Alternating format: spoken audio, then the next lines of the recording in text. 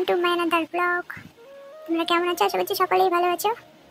এইদিকে দেখো, আমি ঘুম থেকে উঠেই মাছ ভাজতে শুরু করে দিয়েছি, কারণ আজকে ছুটির দিন আর সাথে রয়েছে দিদি। তো বিশাল খুশি। দিদি আমায় বলছিল যে চল তোর একটা ভিডিও বানিয়ে দিই। বলছি তাহলে বানা। দেন আমি তো তোমাদের আগেই বললাম যে মাছ সকাল সকাল উঠেই মাছ ভাজতে শুরু করে দিই। আর আমার মতো কে কে চিংড়ি লাভার আছে বলে দাও, অবশ্যই কমেন্ট করে জানাবে। আমি তো ভাই চিংড়ি লাভার, চিংড়ি মাছ আমার ভীষণ ফেভারিট।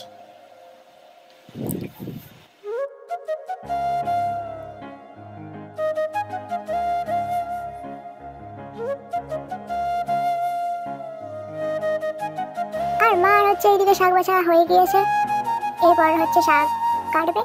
আর হচ্ছে মা সব জিনিসপত্র রেডি করছে রান্না করার জন্য। আর ভেন্ডি রয়েছে, ভেন্ডি টক হবে।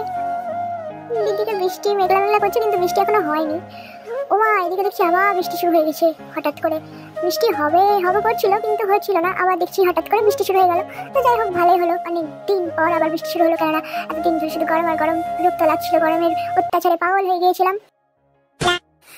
তো যাই হোক, ঠাকুর কথা শুনেছে, একটু হলেও বৃষ্টিটা দিয়েছে। যাই হোক, ভালোই লাগলো, কিন্তু ইচ্ছা করছিল একটু বৃষ্টিতে ভেজার। উপায় ছিল না, বৃষ্টিতে ভিজলেই শরীর খারাপ হয়ে যাবে।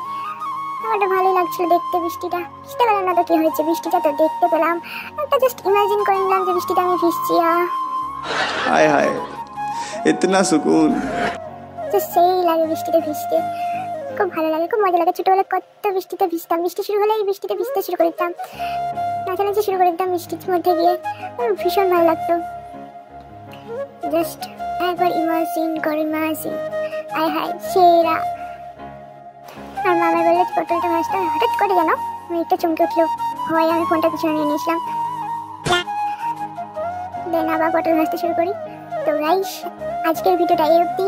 আমি পটল ভাজতে থাকি, আর তোমরা আমার ভিডিওটা ভালো লাগলে অবশ্যই like, comment, share and subscribe করে দিও। আরো মজাদার ভিডিও আসবে, চ্যানেলে লক্ষ্য রেখো। বাই।